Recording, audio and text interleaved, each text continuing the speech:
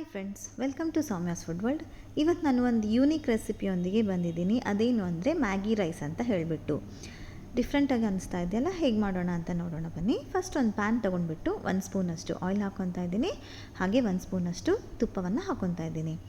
ಅದು ಸ್ವಲ್ಪ ಬಿಸಿ ಆದಮೇಲೆ ನಾವು ಇದಕ್ಕೆ ಬೇ ಲೀಫ್ ಅಂತ ಹೇಳ್ತೀವಲ್ಲ, ಮಸಾಲ ಎಲೆ, ಒಂದು ಮಸಾಲ ಎಲೆ ಹಾಕ್ತಾಯಿದ್ದೀನಿ. 1 ಸ್ಪೂನಷ್ಟು ಶಾಜೀರಿಗೆ, ಹಾಗೆ 1 ಸ್ಪೂನಷ್ಟು ಜೀರಿಗೆ ಹಾಕ್ಕೊತಾ ಇದ್ದೀನಿ. ಜಾಸ್ತಿ ಮಸಾಲ ಏನು ಆ್ಯಡ್ ಮಾಡ್ತಾಯಿಲ್ಲ, ಸೊ ಮೈಲ್ಡಾಗಿರುತ್ತೆ. ಚಿಕ್ಕ ಮಕ್ಕಳಿಗೂ ತುಂಬ ಇಷ್ಟ ಆಗುತ್ತೆ. ಮ್ಯಾಗಿ ಫ್ಲೇವರ್ ಅವ್ರಿಗೆ ಇಷ್ಟ ಆಗಿರೋದ್ರಿಂದ ಖಂಡಿತ ಟ್ರೈ ಮಾಡಿ. ನಾನು ಒಂದು ಸ್ವಲ್ಪ ಕ್ಯಾರೆಟ್ ಹಾಕ್ಕೊತಾ ಇದ್ದೀನಿ, ಹಾಗೆ ಆನಿಯನ್ಸ್ ಹಾಕ್ಕೊತಾ ಇದ್ದೀನಿ. ಹಾಗೆ 1-2 ಗ್ರೀನ್ ಚಿಲ್ಲೀಸ್ನ ಇಲ್ಲಿ ಫ್ಲೇವರ್ಗೋಸ್ಕರ ಆ್ಯಡ್ ಮಾಡ್ತಾಯಿದ್ದೀನಿ.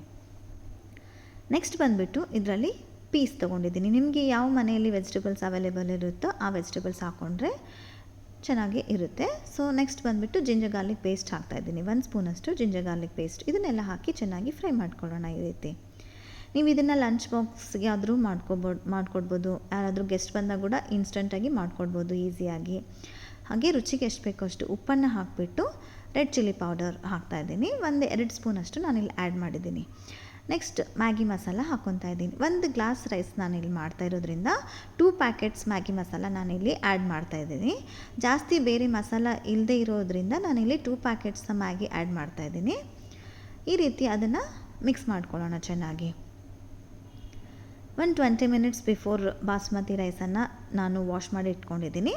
ಆ ಬಾಸ್ಮತಿ ರೈಸನ್ನು ಇದರಲ್ಲಿ ಆ್ಯಡ್ ಮಾಡ್ಕೊಳ್ಳೋಣ. ಈ ರೈಸನ್ನು ಹಾಕಿಬಿಟ್ಟು 1-2 ನಿಮಿಷ ಇದನ್ನು ಚೆನ್ನಾಗಿ ಹುರ್ಕೋಬೇಕು. ಆ ಮಸಾಲ ಎಲ್ಲ ರೈಸ್ಗೆ ಚೆನ್ನಾಗಿ ಹೊಂದ್ಕೊಂಡು ಹುರ್ಕೊಂಡ್ರೆ ನಮಗೆ ರೈಸ್ ಚೆನ್ನಾಗಿ ಉದುರುದ್ರಾಗಿ ಬರುತ್ತೆ. ಸೊ 1-2 ನಿಮಿಷ ಈ ರೀತಿ ಹುರ್ಕೊಳ್ಳೋಣ ಅದನ್ನು ಚೆನ್ನಾಗಿ. ನಿಮ್ಮೆಲ್ಲರಿಗೂ ಈ ವಿಡಿಯೋ ಇಷ್ಟ ಆದರೆ ನನ್ನ ವಿಡಿಯೋಗೆ ಒಂದು ಲೈಕ್ ಕೊಡಿ. ಹಾಗೆ ಕಮೆಂಟ್ ಮೂಲಕ ಹೇಗೆ ಅನಿಸ್ತು ಅಂತ ತಿಳಿಸೋದನ್ನು ಮರಿಬೇಡಿ. ನಿಮ್ಮ ಫ್ರೆಂಡ್ಸ್ಗೆಲ್ಲ ನನ್ನ ಚಾನಲ್ನ ಶೇರ್ ಮಾಡೋದನ್ನು ಖಂಡಿತ ಮರಿಬೇಡಿ. ನೋಡಿ, ಈ ರೀತಿ ಅದನ್ನು ಫ್ರೈ ಮಾಡ್ಕೊಂಡಿದ್ದು ಆದಮೇಲೆ ನಾನು ಚಾಪ್ ಮಾಡ್ಕೊಂಡಿರೋಂಥ ಕೊತ್ತಂಬರಿ ಸೊಪ್ಪನ್ನು ಹಾಕ್ಕೊತಾ ಇದ್ದೀನಿ.